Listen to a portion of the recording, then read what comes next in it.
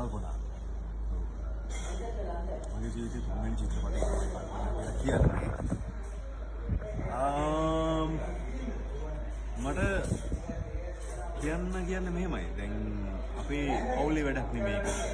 සාරංග අයියා කියන්නේ මා පළවෙනි අධ්‍යක්ෂණය කරපු කෙනා. මාව රංගන ශිල්පියෙක් කරපු කෙනා.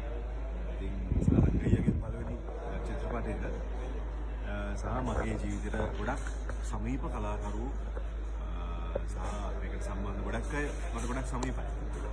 ඉතින් අපි අතර කොහොමත් බ්ලෙන්ඩ් එකක් තියෙනවානේ. මට හිතෙනවා ඒ අපි අතර තියෙන ඒ බ්ලෙන්ඩ් එක මේ කල්පනා චිත්‍රපටයට බොහොම සුබවාදී විදියට බලපායි.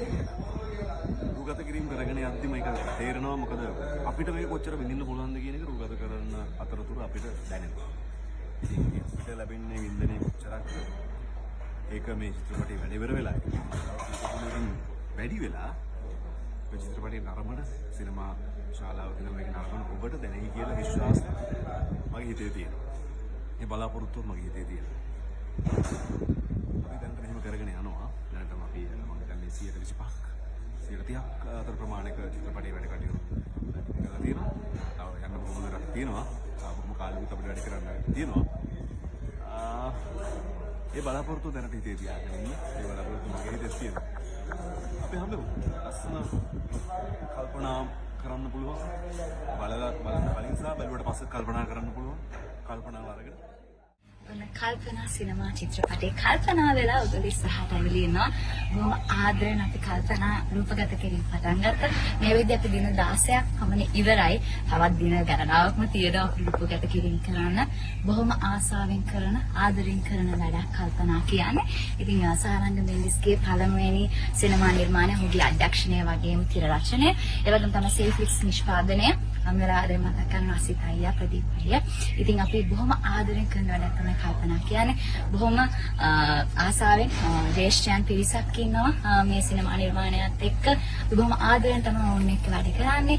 හරිම ලස්සන ලොකේෂන් වලට ගිහිල්ලා හරිම සාරංග මෙන්ඩිස්ගේ කල්පනා චිත්‍රපටයේ රූගත කිරීම සිද්ධ කරන දර්ශන තලයේ ඉඳලා අපි මේ මම හිතන්නේ මේ චිත්‍රපටය තාරුණ්‍යයේ රිද්මය හඳුනාගෙන ප්‍රේමණීය ආදරණීය ඇඟින් ධාරාවක් ප්‍රේක්ෂකාගාරයෙන් විවිධ සම්ප්‍රාප්ත කරන්න සමර්ථන චිත්‍රපටයක්. මේකේ සුවිශේෂ නළුනියන් රසක් තියෙනවා. කනිෂ්ක මේ කෝෂේ සංස්කෘතික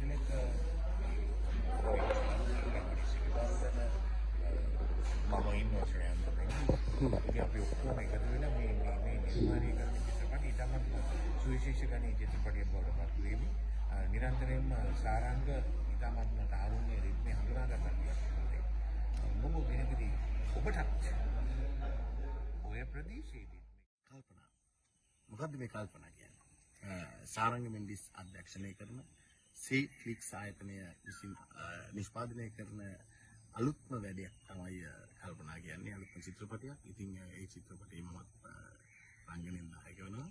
ඉතින් අතරම හොඳ අවස්ථාවක්. ඉතින් වෙනස් අත්දැකීමක් මටත්. ඉතින් මම හිතනවා ආදරණීය ප්‍රේක්ෂකයෝ ආදරින් යුතුව වැළඳගනි කියලා කල්පනා.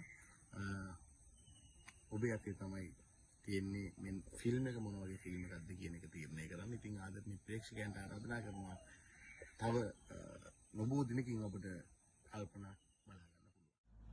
හායි කොහොමද? අපි මේ ඉන්නේ කල්පනා ෆිල්ම් එකේ රූගත කිරීම. ඇත්තටම කියනවා නම් මම මේ චරිතය කරන්න බොහොම ආසාවෙන්. මට මෙතෙක් ලැබිච්ච චරිතයකින් තමයි අත්මාව බලන්න වෙන්නේ කල්පනා මූවි එකේ. සාරංග මෙන්ඩිස් මල්ලි අධ්‍යක්ෂණය කරන අපේ ප්‍රවීණයන් ගොඩක් රංගපාන සහත්තය ඉන්නවා. එතකොට මොරින් අක්කා ඉන්නවා. ඒ වගේ ගොඩක් චරිත රංගපානවා. මේ වෙලාවේ මම කැමතියි මතක් කරන්න අපේ දෙනුවන් මල්ලිලා.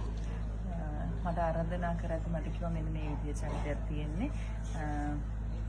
දැකලා නැති චරිතයකින් මම මේ එන්න හදලා. මම ඇත්තට මෙතෙක් කරලම නැති චරිතයක්. ඉතින් මම බොහොම ආසාවෙන් ආදරයෙන් කරන චරිතයක්. මම හිතුවා ඔයාලා මේ ෆිල්ම් එක බලන්න කුතුහලයක් ඇති. ඉක්මනින් ඔයාලා ළඟට ඒ කල්පනා කල්පනා කර කර ඉන්න තගානේ.